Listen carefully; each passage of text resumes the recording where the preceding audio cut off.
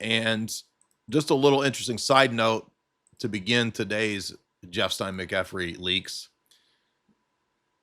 I didn't even realize that my Dawkins impression was so close and so spot on to the actual spiritual state of Dawkins.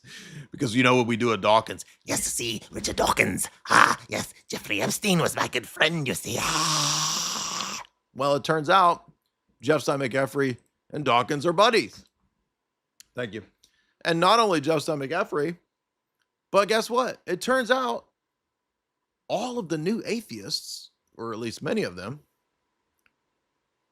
the new atheists themselves are actually frequent flyer mile buddies with Jeff Stein McEffery.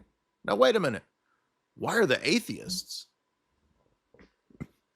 flying on an international criminal CIA, British intelligence, Mossad blackmailers airlines? It's because they're neutral academics, obviously. Dawkins on fleek. Daniel Dennett, Dawkins, Pinker, they're on fleek, boy. And then whoever this, some sort of physics woman, says John Brockman, Steven Pinker, Daniel Dennett, Katinka. That bitch named Katinka.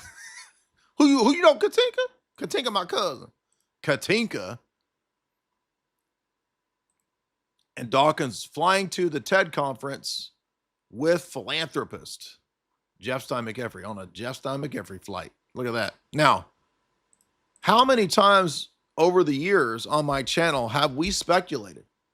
Have I said, you know what? I suspect that there's more going on with the officialdom atheists, the so-called atheists of the establishment, the so-called skeptics. I suspect there's a deeper, darker thing going on. I even, speculated that they might actually be Luciferian.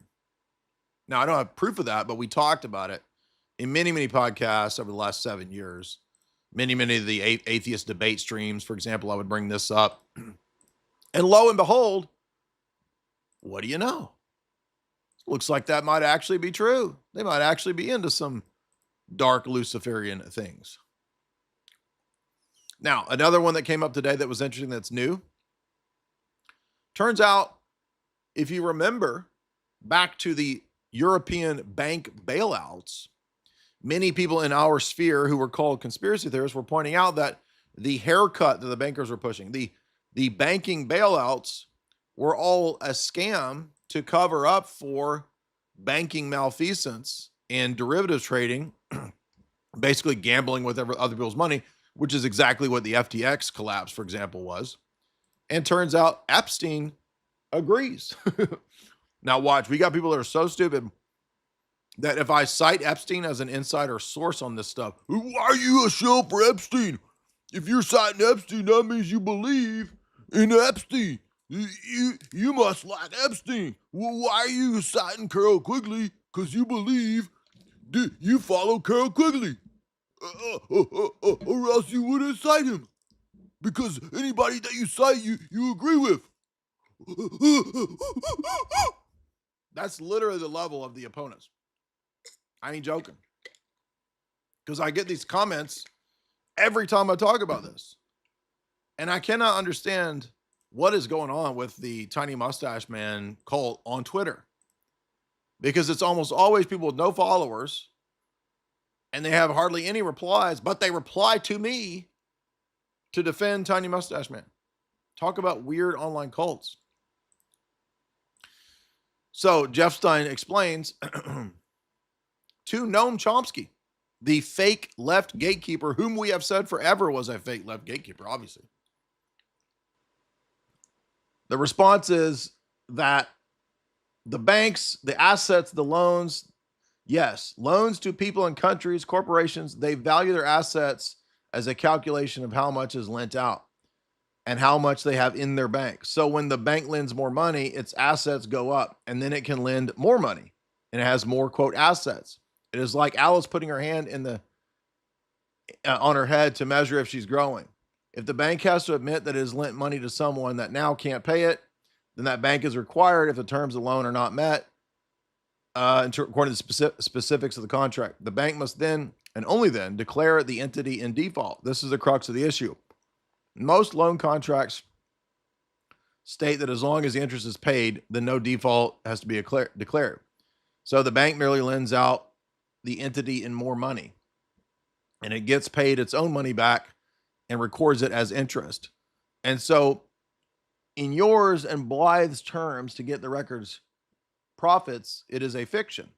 If you take money from your right pocket, pass it around and make sure that it finally lands in the left, I can say that you have made a profit. No default needs to be declared, and you must pay taxes on your profits to the government.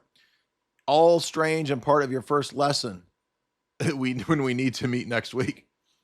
So let's see.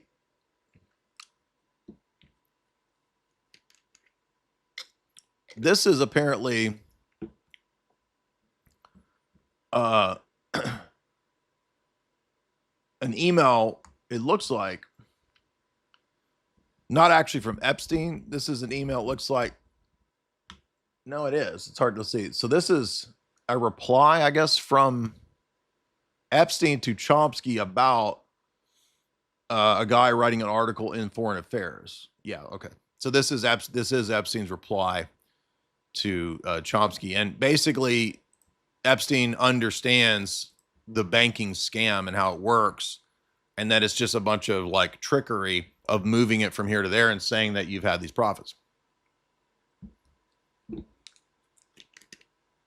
What is that? That is everything that we've been talking about in regard to the fiat Federal Reserve debt-based system. This is Epstein essentially saying that right there. And this is at the time, a couple of years after the bailouts and basically the sacrificing of Greece to bail out and selling off Greece, privatizing Greece, selling it to bail out the banks, because the banks, if they collapsed, the whole system would collapse.